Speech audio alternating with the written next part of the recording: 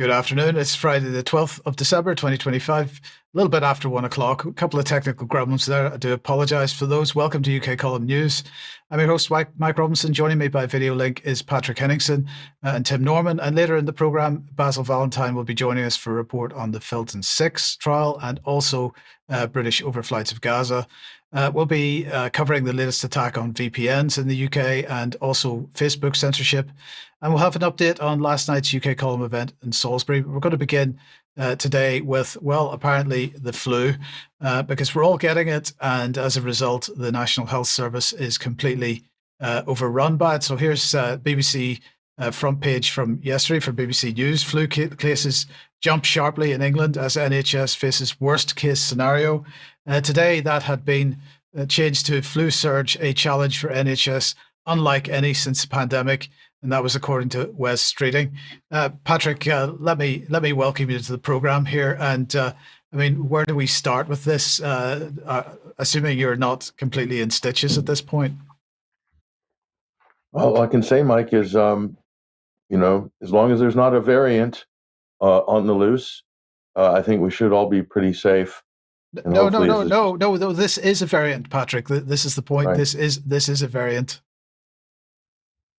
Yeah, I really, I'm so done with the flu and COVID, Mike. I really have no comment. But if they want to try this one over the holiday season, I think it's a effort. But population, I think, is quite wise to all this. Well, that is the question. Are they wise to it? And I suppose the question that I have is, why are they pushing this? Well, I'm sure there are many, many reasons, but let's give one possible explanation, because here is the final report of the COVID Counter Fraud Commissioner. This is entitled Pursuing Recoveries and Preventing Reoccurrence. And this is what it says. Weak accountability, bad quality data, and poor contracting were identified as the primary causes of the £10.9 billion losses. So this was money taken from the British government during the COVIDocracy. The report highlights that counter-fraud controls were inadequate and only improved later in the pandemic. And the Commissioner makes further recommendations to ensure the country is prepared for further crises that need an economic response from government. And, lots of people won big time during the COVID years, Patrick, not only the pharmaceutical companies, but also all the people that were pulling taxpayer money out. Never mind track and trace, which apparently we're going to not worry about the amount of money that was lost to that and using that, the continuation of that same policy to sort of roll out the digital ID scheme. But this pulling of money out of the state at this time was quite incredible. And apparently we're going to keep going with it. Like all good inquiries, Mike. There you go. It was a cock up. We must do better next time. We must be more. Close these gaps in our bureaucracy. Meanwhile, the question should have been, why did we declare a pandemic in the first place over a normal flu season? And why did we pay businesses to close and people to stay at home? That really should be the real question, but that's not where you're going to get here. No cover-up, no conspiracy, just a cock-up. Well, no cover-up, no conspiracy, just a cock-up. Could that equally apply to what we were talking about in Salisbury last night, Patrick, do you think? Exactly the same. It was a great event. You were there, Mike. My colleague Tim Norman, he's on the line right now as well. It was a very good turnout. We were very surprised. There were more skeptical people in the community than we thought. So it was great to hear some alternative perspectives on this from people within the community. Craig Murray, of course, was fantastic, as was Tim Norman. And I think people came away much better informed than when they arrived. And that's the whole purpose of why we did this event and why we conceived it in the first place. But yeah, I think of all the press we've done so far on this subject, it's a very prickly subject for the local community, and rightfully so. It really, this event, this narrative traumatized the local community. It really hit the economy hard. So people are, still a bit sore, you could say, from this, and they really want to put it behind them. But the problem is the Dawn Sturgis inquiry, and I'll gladly defer to Tim on this. It just didn't provide the closure. It only raised more questions about what really happened. And as the title of our event, Mike, is what didn't happen, Skripal and Novichok, what did not happen. And I think we showed what did not happen beyond a shadow of a doubt last night at the event. Yes. Well, look, let's just have a quick look at comments from Craig Murray after the event. I thought that was very enjoyable. The audience were very engaged. I was very impressed by the depth of knowledge many people in the audience already had. And that so many local people are so deeply skeptical about the story. And I guess if you live here and you see through it, if you're a thinking person, you are going to understand why so many aspects of the official story of the Skripals are impossible. But I was generally cheered up by how deep-rooted skepticism is in Salisbury, and how very many people in Salisbury do understand that they've been sold a lie. So, Tim, maybe I could welcome you on at this point. And I mean, what were your thoughts about the audience? That was Craig's opinion. I thought that there was quite a great mix there. There were some UK column members and viewers there, but quite a few that weren't.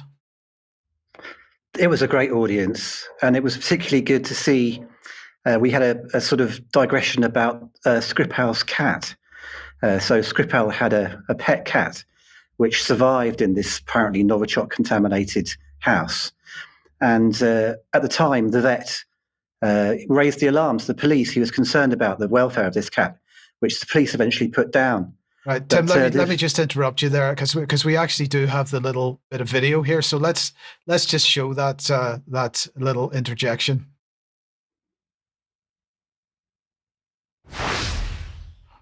I mean, apparently the cat was a pedigree called Nash Van Drake, and it was a very loved cat. I think it had been sort of specially imported by Sergei Skripal. And not to forget these two guinea pigs.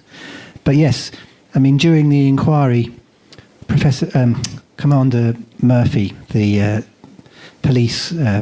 chief police witness who was being interviewed, they asked him about this cat, what was happening with the police are going in and out of the house, and what was the welfare of the pets like?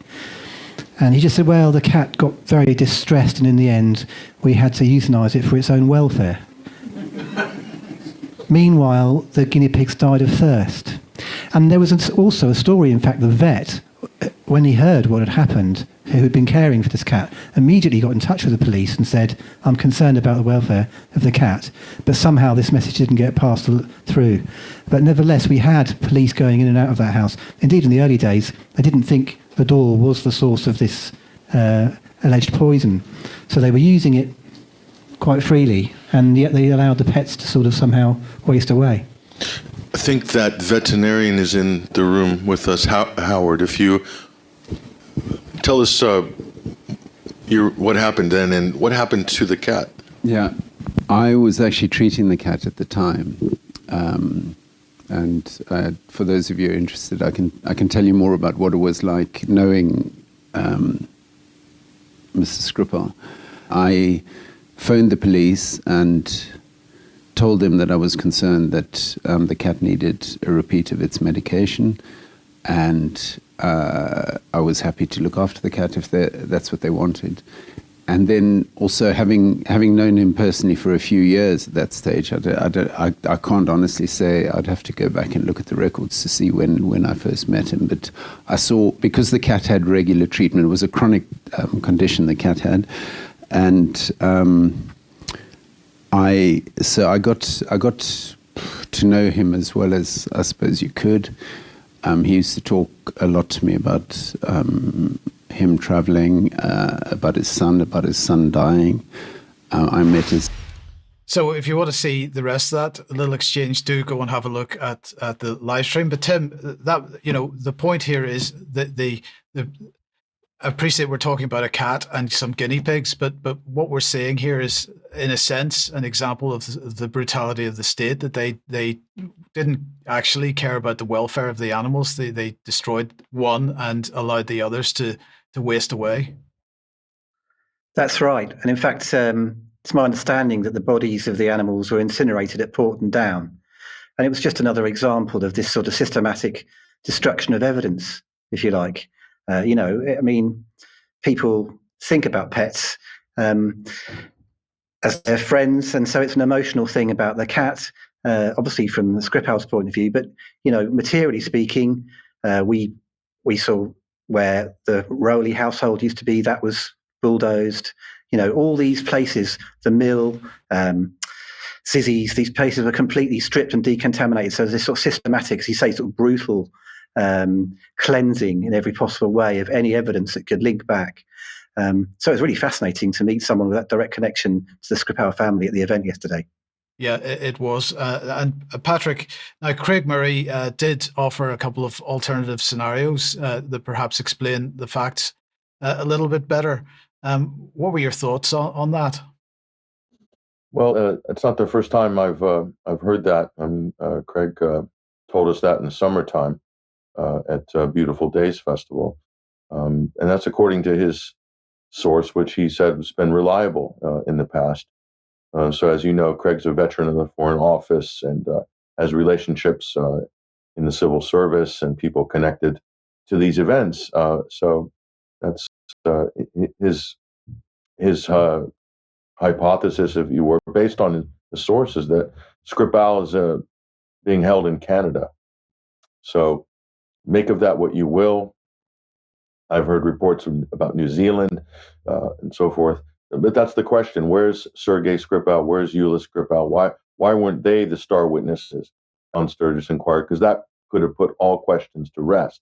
But we're guessing that if they were to testify or to speak about what happened to them, that might undermine the official state narrative on this issue and then destroy the geopolitical value of this being such a divisive story between East-West relations, between the West of Britain and Russia and so forth, as it pertains to the support for the Ukraine war presently as well. So that's my thoughts on that. Yeah, and but Patrick, he did also in the Q&A consider the possibility that in fact the Skripals are no longer alive.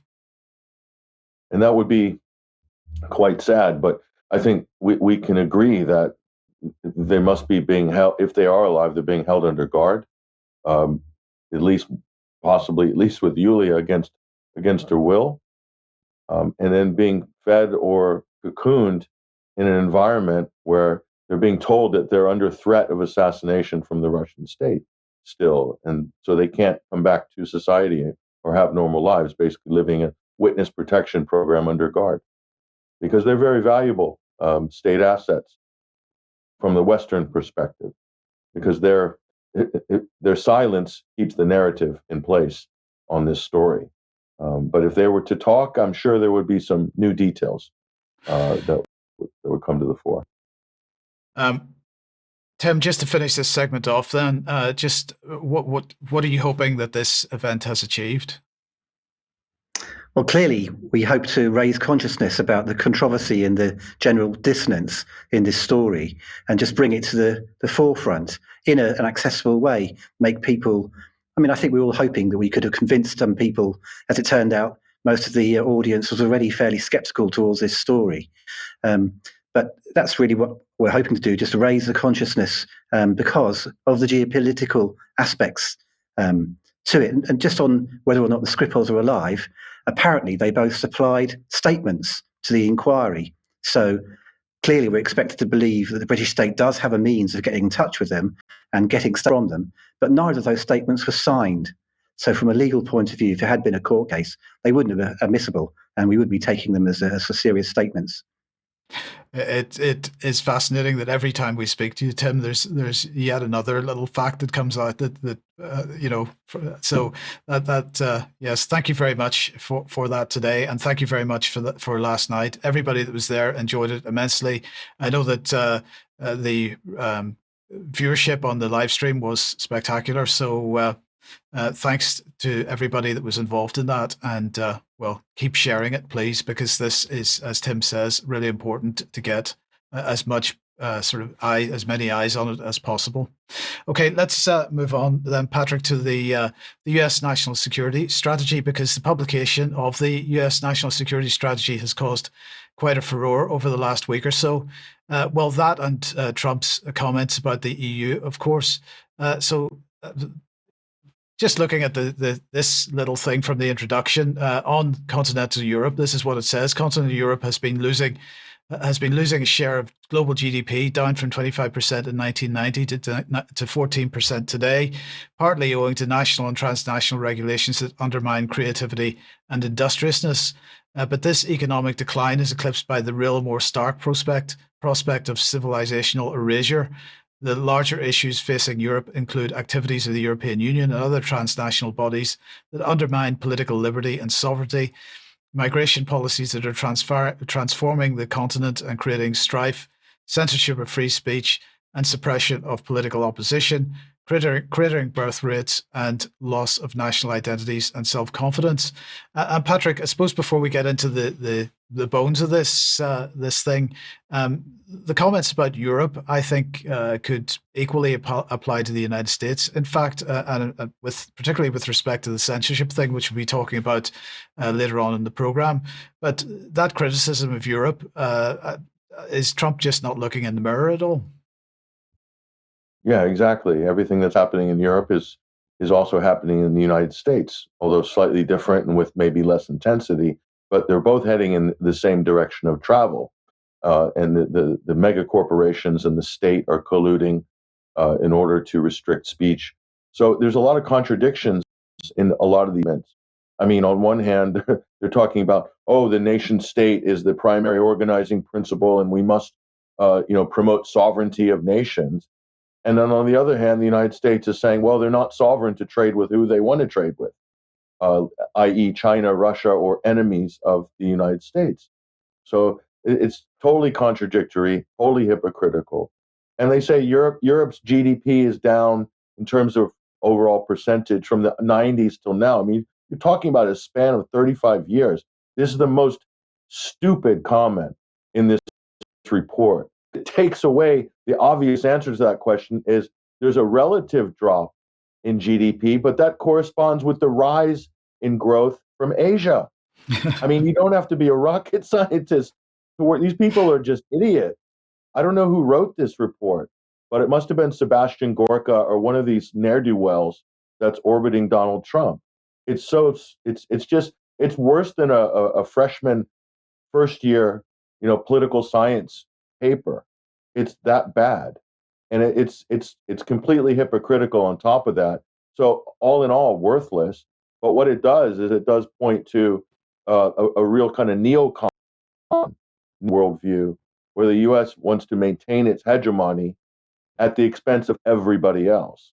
But at the same time, it's saying, "Oh, we recognize a multipolar world." I mean, they can't make up their mind on what they're trying to say. It's just ridiculous. Yes. On the other hand, Patrick, the Russian response seems to be quite positive.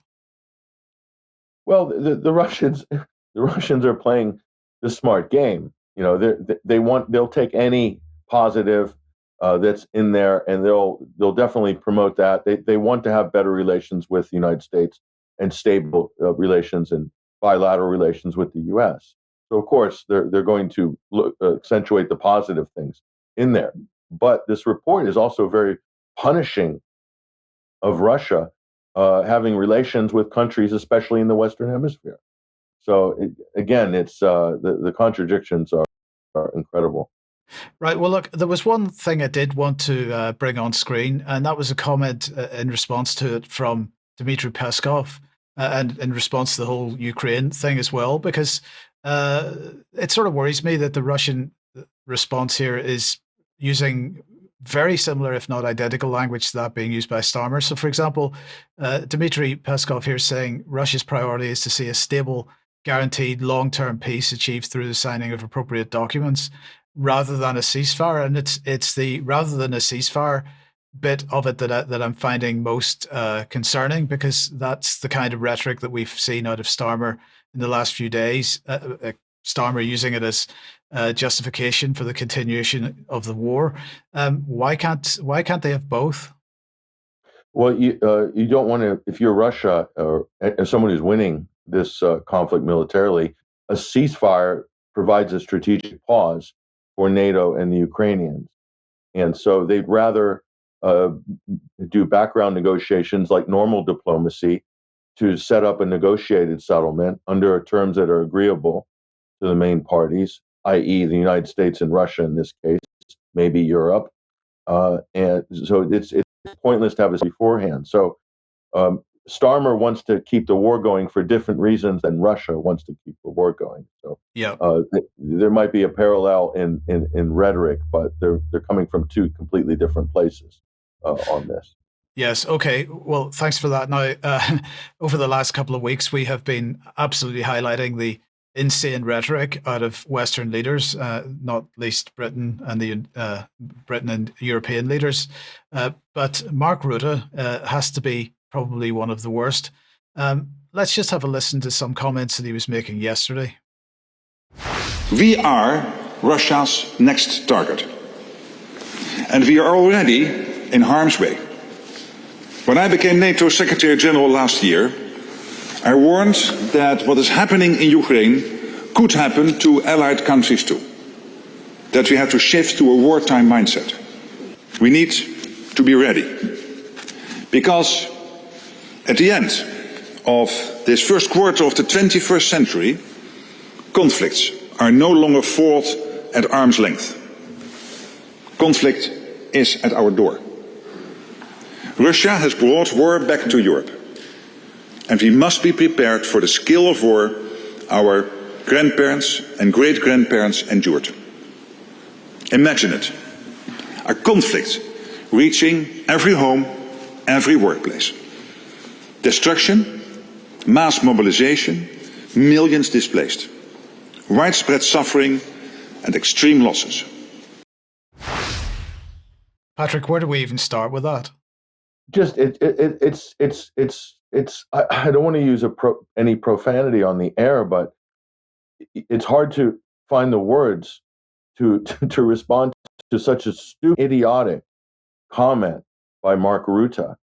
His grandparents or great-grandparents during the Second World War he's talking about, or the First World War, they did not live in the age of thermonuclear weapons. What is he talking about? It's not going to be, the trench warfare in Europe. There's going to be no Maginot Line between France and Germany. It's going to be missiles, and it's going to end very quickly. Not even time for suffering for many people, sadly, if that's the case. It's just ridiculous. I don't know. It really becomes harder to sort of find the words to describe it, but these people are unhinged. Yeah. So again, talking up this permanent state of war, justifying conscription, huge expenditures in terms of arms and military expenditures, and so I have not seen any indication that the public in these European countries want to go to war with Russia. But I see indication that the leadership, who are polling an average of 10%, 15% in many cases, they want to go to war with Russia, or they're talking it up. That kind of tells you all you need to know in this case. Right. Well, Patrick, let's just very briefly come on to the Venezuela situation then. So this is, again, totally the Trump administration has just gone full neocon here. So they've taken a oil tanker. Supposedly it's under sanctions, and so that justifies them seizing it. And it's just, this is an act of war, and they have their sights set on more tankers. And the incredible part about this is that the United States, Donald Trump is openly talking about taking the oil.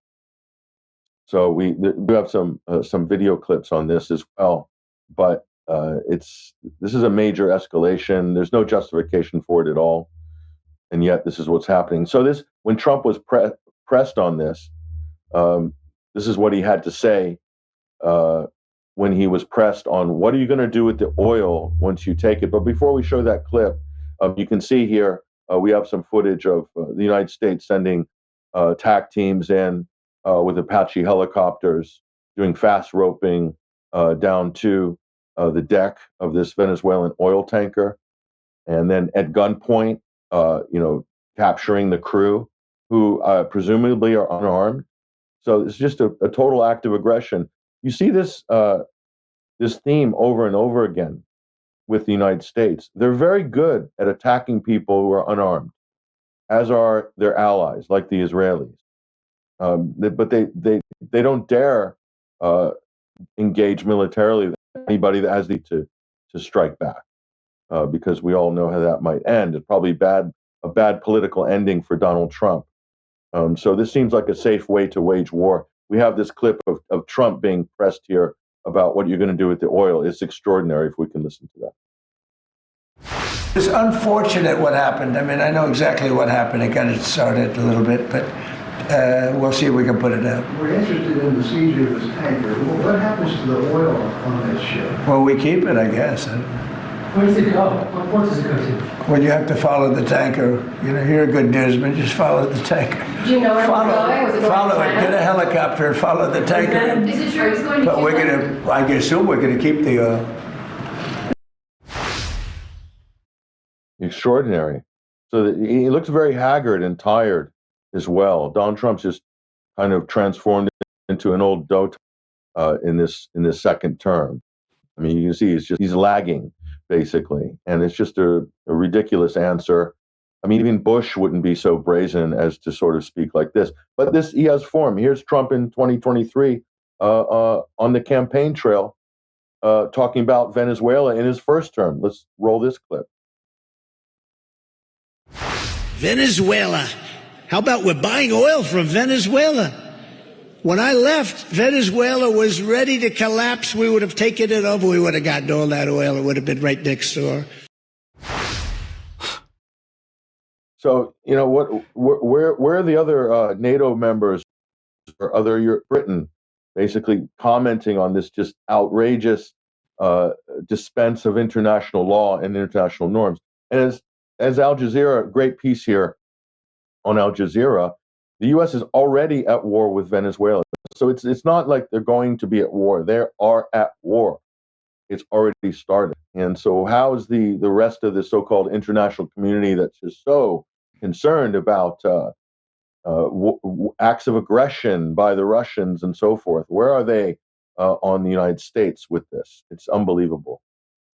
Yes, so we'll keep our eyes on this and keep reporting on it. Patrick, thank you very much for that. Now Patrick has to go now, so enjoy your weekend, and we'll see you next week. So thanks. The digital ID protest, if you do have that during the ad break, I'll be speaking with alongside Gareth and David Icke and others at BBC Broadcasting House on Saturday, 1 p.m. Central London. Be there. Yeah, absolutely. See you at 1 p.m. Super. Thank you, Patrick. Thank you. Okay, if you like what the UK Column does, then please head over to the UK Column website. ukcolumn.org is where you find it. There is a link here that takes you to a page that explains how you can help us. We do need your ongoing financial support, so if you possibly join as a member or make a donation, that would be fantastic. But please do share material you see on the website, or this news program for that matter, and get this stuff spread out as widely as possible to beat the censors. Tonight at 7 p.m., Charles and I are speaking to Jerm, as usual, on censorship, on the issue of censorship, and also on the issue of self-censorship. That's at 7 p.m. tonight. Join us for that. Carl is also looking at Venezuela in the Silk and Steel podcast. He's speaking to Diego Sequeira on this. This is the truth from Caracas. So join Carl at 9 p.m. for that. Okay, let's see where that takes us. takes us to the issue of censorship, and age verification is a thing right across the so-called Western world now. And as Brian mentioned on Friday, Australia is the most extreme version so far, banning anyone under the age of 16 from accessing social media platforms. But just like the UK, they're not banning anyone from accessing the actually dangerous platforms where most grooming takes place. So these are the platforms that were listed by the e-Safety Commissioner in Australia: Facebook, Instagram, Kik, Reddit, Snapchat, Threads, TikTok, Twitch, X, and YouTube. So they are required to take reasonable steps to prevent Australians from under 16 from having accounts on their platforms. But excluded from that is this list, if we can bring that on screen. So this includes Discord, GitHub, Google Classroom, Lego Play, Messenger, Pinterest, Roblox, Steam, and Steam Chat, WhatsApp, and YouTube Kids. Now, of course, as I've been trying to remind everybody as often as possible for the last number of weeks, Roblox in particular is a horrendous venue for children, because it is the location that a vast amount of grooming by adults of children takes place. Now, this situation in Australia is absolutely reflective of the situation in the UK, because, of course, they're using the mantra of child protection to try to justify this action. But they're not protecting children at all, because it does not handle the issue of adults posing as children on platforms that are geared towards children. So that it seems to be the same narrative right across the planet at the moment. Now, let's bring on the Electronic Frontier Foundation, the campaign group. They've published what they describe as a resource hub covering the issue of age verification. And they make the point that age verification is proliferating across the United States and across the world, creating surveillance and censorship regimes that will be used to harm both youth and adults. They say that these restrictive mandates strike at the foundation of a free and open internet. And they say that while they're wrapped in legitimate concern about children's safety, they operate as tools of censorship used to block people, young and old, from viewing or sharing information that governments deem harmful or offensive. They also create surveillance systems that critically undermine online privacy and chill access to vital online communities and resources. And so they're saying that their new resource hub is a one-stop shop for information that people can use to fight back and redirect lawmakers to things that actually will help young people, like comprehensive privacy law. And they make the point that the United States is not immune from this, despite the First Amendment. They're saying that half of US states have enacted some sort of online age verification law. So this is mostly happening at the state level. And they make the point that at the federal level, a House Energy and Commerce subcommittee just a week or so ago was holding a hearing on legislative solutions to protect children and teens online. So, this is a problem right through the world. Now, moving on then, because just the issue that has the response from people to age checks has been the increasing use of virtual private networks. And of course, just a couple of months ago, the House of Lords was running this debate on virtual private networks and whether they should be allowed to, that we should be allowed to continue to use them. So the attack on VPNs was beginning in September or so. Just recently then, an update or an amendment proposed by the Lords to the latest child-related legislation is now calling for a ban on the use of VPN services by children. So this is by Lord Nash, Baroness Cass, and Baroness Benjamin, and they are asking for a new clause to be added entitled "Action to prohibit the provision of VPN services to children in the United Kingdom." So we're going to see limitations on the use of VPNs, beginning with children, and I'm quite certain expanding to adults at a later date. And then finally on this, and I see Basil's with us. I hope Basil will have something to add to this, but I just want to mention this issue here. So this organization, so Retro Uncensored, is talking about the latest censorship by Facebook. Now, they call themselves, they say that they track censorship, they reinstate blocked accounts, they research patterns of suppression and build creative tools. If you just put that back on screen, William, please. Build creative tools that protect cultural, political, and bodily autonomy worldwide. So they are looking at censorship of the trans agenda, censorship of gender-related issues. So just they are saying, for example, that Facebook has censored or closed down pages, 15 plus queer accounts raised in 1 week. In this headline, they're talking about Facebook takedown of another page called @WomenHelpWomen, and another one here, Instagram shadow ban of a channel called @IndigenousWomenRising. Now, the problem that I have here, Basil, if I can welcome you to the program, is that, of course, lots and lots of people have been complaining about exactly this type of behavior over the last 5 or 6 years. But I would suspect that those same people may be less than unhappy to see this type of material being taken down. But it seems to me that if we're going to stand for the principle of freedom of speech, unfortunately, whether we like the particular content that's being taken down or not, we've got to object to that censorship. Hi, Mike. Yes, great to be with you, and hello to all our viewers and listeners. I'm a free speech absolutist, but a genuine one, not like the so-called Free Speech Society run by Hugo Young, which is extremely selective about which causes it chooses to champion.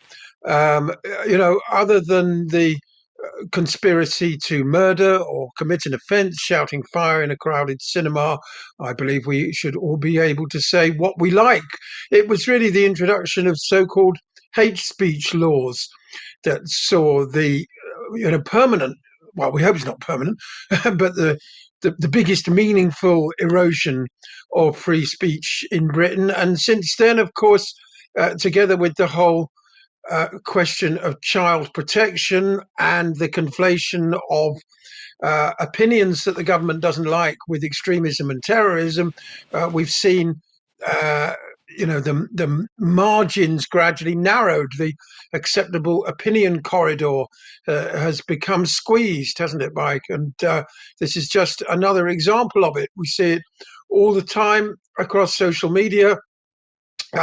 Dr. Rame Aladwan, who we've talked about on here before, the British Palestinian doctor, was arrested again last week, and apparently because she used some terms which the British state has deemed are not acceptable.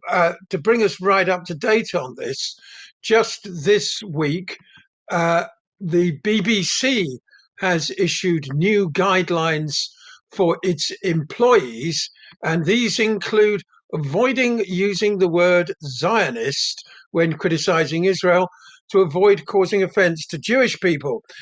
This module of anti-Semitism training, which will no doubt be echoed by the upcoming NHS anti-Semitism training, states that those who claim to be anti-Zionist, not anti-Semitic, should be aware that many Jewish people identify as Zionists, as of course do many Gentiles, including our own Prime Minister and the entire cabinet. But anyway, it goes on. To avoid unintentional offence, they should specify the Israeli government as the target of their criticism. And all BBC staff now have 6 months to comply with this training. I mean, I wonder where that is going to conflict with the right that David Miller won in court to be an anti-Zionist. And you have to use the term Zionist, unfortunately. What if you don't simply want to criticize the Israeli government as it stands, but you delegitimize Israel? You don't think it has any right to exist. I'm not sure where the space for that is in that particular BBC module. Indeed, thank you very much for that. Okay, let's move on then to the issue of Filton Six. And first of all, Basil, I just want to bring this on screen from Sky News because the headline here is 5 Palestine action prisoners taken to hospital as hunger strike continues. A letter describes the deteriorating health of prisoners as their hunger strike continues. Now, this is one of the most insidious aspects of the whole thing, I suppose. Now, last night, then, Craig Murray was asked by Patrick for his thoughts on the Filton case. So let's just have a quick listen to what he said. On the trial of the Filton Six, just where things are at right now, your thoughts, how you feel about the proceedings so far, and where do you think this is going? Well, the prosecution have concluded their case.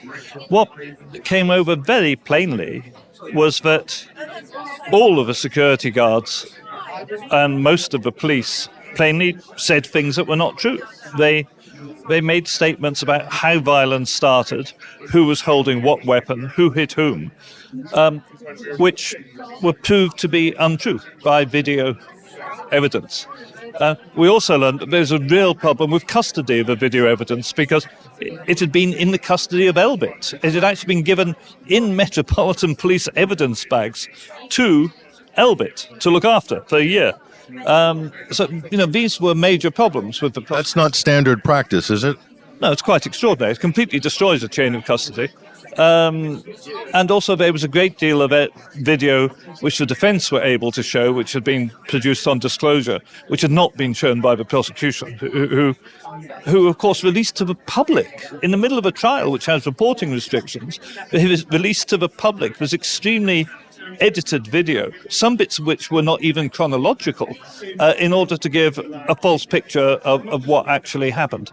All of which is, of course, the evidence which is now before the jury. We're now in the early stages of the defence, where defendants are setting out their motives for taking part in the action and their version of what happened. And, of course, what's going to be interesting to see is whether the defendant's statements are closer to the actual video evidence. On the issue of the hunger strikers, this harkens back memories of Irish hunger strikers. And this is happening in 2025. Your thoughts on that part of the story? I'm horribly worried about this. I've been very, very worried about it for some time. That they are now entering the phase where death becomes a real possibility, and where irreversible harm starts to be done, where the body is starting to eat its own organs at this stage, things like the muscle of the heart. So this is really, really serious. And what worries me is we have an extremely authoritarian government, and the government which seems utterly determined in the middle of a genocide to demonstrate its unwavering commitment to Israel and to Zionism. I think the government will take pride in not giving way, their demands are perfectly reasonable. Their demands are about being given bail rather than kept in jail on remand. Their demands are about being given access, the defence being given access to all the documents showing interactions between Israel and Elbit and the police, to show political interference in their case. These are not unreasonable demands. But I think the government is in real danger. The government will take pride in showing their loyalty to Israel by allowing these people to die. And I very much fear that's what we're going to see in the next week or two. I'm desperately, desperately worried about this. It's very concerning. Thank you, Craig Murray. Thank you very much. So, Basil, before we come back onto the case itself, I'm interested to get your thoughts on this. So they've been taken to hospital. Now, the question is there a possibility of the state intervening to force them to take some kind of nutrition? That's always a possibility, but David Lammy refused to discuss the hunger strikes in Parliament. He was, of all people, he was attacked by the Speaker himself, Lindsay Hoyle, who rebuked him for failing to engage with MPs. One of the hunger strikers is a constituent of Jeremy Corbyn.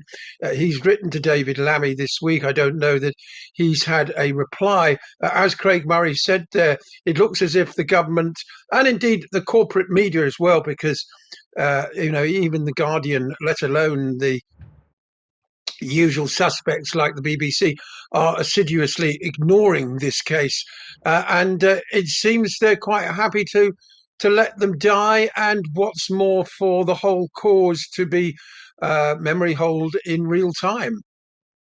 Well, it's interesting you say that, because I did do a quick search of the mainstream media for the for this story, and there was almost nothing came up. No, that's right. You'd really have to dig around. It's only on a few, independent media websites that you find out anything about it at all, particularly what their demands are. But yes, as Craig said, some of them have already been hospitalised. Dr. James Smith, who is an emergency NHS doctor in contact with their families, has warned this is a trajectory that ends with death. But of course, we're dealing with a government who are no strangers to death. They've been quite happy to see the evisceration and mass murder of the Palestinian people over the last couple of years, and indeed, as Declassified have uncovered, to actively participate in it. So why on earth would the government be concerned about the death of its own citizens in this way? Okay, well, we'll come on to the declassified story in a moment, but just before we do that, what are your thoughts on the case itself as it stands at the moment? Well, as Craig Murray said there, there are questions over change of custody of the evidence, and the fact that Elbit were given the videotapes back to look after indicates once again, as is the case with the banning of Palestine action, of the very close collusion between the UK government, national security state, Elbit Systems in this case, and the State of Israel. They see themselves as one. Profits and what's more, supporting Israel is more important to the British government than upholding international law, or for that matter, the lives of any of its citizens. That is becoming increasingly clear. When Keir Starmer said, "I'm a Zionist without qualification," he obviously meant it, and this is what it means in real time. Yes, indeed. So let's bring this declassified article up here first of all, because this is headline revealed how British engines ended up in Israeli drones, and the subhead says documents obtained by declassified suggest the government has allowed UK companies to send drone engines to Israel without export licenses. And then the next thing I want to highlight here is this article from the Dissident Substack, and it's entitled "Revealed Israel Used Palantir Technologies in Pager Terrorist Attack in Lebanon." Now, he's mainly citing this book here, The Philosopher in the Valley, by Michael Steinberger. And Steinberger's absolutely suggesting that Palantir provided much of the technology that was used to target those pagers and so on. But Declassified has also produced a documentary, on the issue of the overflights by British, and actually subcontracted then. Let's just look at a few seconds from the beginning of what's on YouTube at the moment, and then we can talk about it. What does a British base in Cyprus have to do with Israel's genocide in Gaza? Although we're really proud of what you're doing, we can't necessarily tell the world what you're doing here. Declassified travelled to this Mediterranean island. How do you think he knew our names? To investigate the hundreds of spy flights that Keir Starmer has sent over Gaza.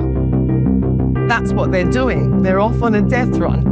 UK is now paying American mercenaries to do their dirty work over Gaza. That coincided with Israeli airstrikes and the murders of British aid workers. You're suddenly looking on the television, there's your son in a body bag, and that is one memory that will stay in my mind forever. So that's just a few seconds from the beginning of this report that they've done, Basil. But it cannot be ignored that the British government, the British military, companies, global companies, okay, but companies like Palantir that receive huge amounts of taxpayer money for a whole host of different purposes, all directly involved in the deaths of Palestinians. Oh no, absolutely, Mike. It's really off the charts, this whole business. Extraordinary confession there by Keir Starmer, which we heard, which passed off almost unnoticed at the time, that we can't tell the world what you're doing here, he said to the troops and Air Force personnel at Akrotiri Bay, obviously with something to hide. Well, what could it be that they've got to hide there? Why is Britain involved in that theatre at all? Now, they've confessed to these spy flights. That's public knowledge now. But of course, the claim is that the information passed to the Israelis has been used, or was used rather, solely for the purpose of locating the hostages. But there are two problems with that. One is, of course, that the Israelis are habitual and compulsive liars. And secondly, that the captives been largely underground. We're talking about only a couple of dozen people, and the idea that these regular flights would be needed at night as well in order to attempt to locate hostages is quite obvious nonsense. And then, of course, there's the fact that these spy flights coincided with cold-blooded massacres. That's the key point. The timings are exactly the same, including a spy flight was in the air when 3 British aid workers, as was mentioned there, John Chapman, Jim Henderson, and James Kirby, were murdered. Now, on the back of that, of course, the UK government immediately demanded a full and urgent investigation from Israel. And a year and a half later, Mike, do you think there's been one? I do not. Of course not. And what's more, of course, is that the British government totally failed to press the Israelis for any such investigation because, well, they would also implicate themselves. But the simple fact is that defense ministers like Luke Pollard, only willing to confirm that flights are ongoing and the government would not discuss the intelligence for reasons of operational security. Other times they've invoked national security, though what it's got to do with the UK's national security, I'm not sure. The simple fact is the government has not escalated the matter diplomatically. It has not commissioned its own inquiry into the deaths of the aid workers. It hasn't shared the RAF surveillance footage. It hasn't provided the families of those murdered with any new information. We all know Israel's habitual disregard for external accountability. And once again, as we highlighted earlier, Mike, the government regards its alliance with Israel, which it never hesitates to describe as an ally, to be far more important than either investigating the deaths of the 3 British aid workers, or, of course, being open with the general public about exactly what these flights are all about. But that documentary is subheaded, Will this put Keir Starmer in jail? And it certainly ought to, because very direct line can be drawn between these flights and war crimes in international law. So, we're rapidly entering the age of barbarism, unfortunately, Mike, where global leaders like Donald Trump, blowing up Venezuelan fishermen, like the Israelis, and now Britain as well, just flagrantly demonstrating they have no regard whatsoever for humanitarian norms or for international law. But the problem here is that Tony Blair set the precedent, isn't it? That is basically the problem. Yes. So these people think that they can get away with anything. Absolutely. Yeah, we're reaping the bitter harvest of 2003, 2004, and the failure to prosecute people responsible for that illegal war. In fact, like Tony Blair, they tend to be rewarded with high office and riches and all sorts of other things. I mean, as far as I'm concerned, no one who cheerled for the Iraq war has any place in public life. But again, I'd have thought that with the demonstration of genocide by the Israelis so flagrantly, openly, and the terrorist things like, as you mentioned there, Palantir providing the software for pages that blew up in children's faces, let's not forget. You would think that there might be some degree of contrition on the part of the British government and Israel advocates, but quite the opposite. In fact, they're sort of doubling down on their lawlessness and seeking to suppress and prosecute people, seeking to uphold international law or support Palestinian human rights. I mean, Francesca Albanese was interviewed by Tucker Carlson this week. She's being treated like a criminal by the United States. She said to him, "My only weapon is a pen." And yet she's sanctioned by the United States for seeking to uphold international law. I mean, it's the worst ever crisis of international law that I can remember, Mike. And just to bring this back then to the Filton Six, of course, they are facing prosecution for damaging property. One person facing, in fact, potentially a lifetime term for the physical assault that is alleged. So we've got that on one hand, people that are protesting mass murder on one hand, and we've got the mass murderers themselves on the other hand that continue to walk around scot-free.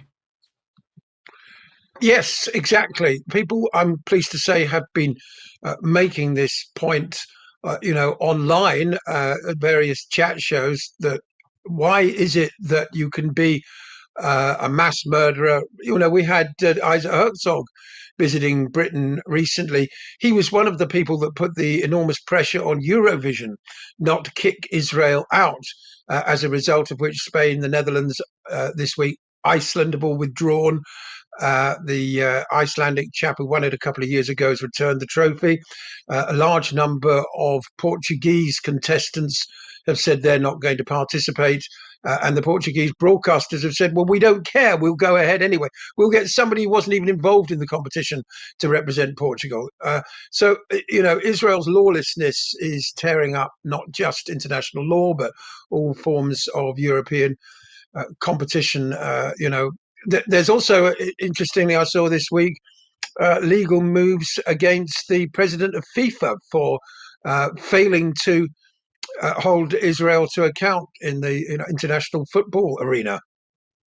And again, complicity in genocide. We're not talking about minor crimes here.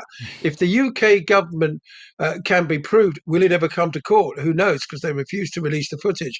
That the UK government have shared intelligence with a foreign entity actively engaged in war crimes. There has to be accountability for that.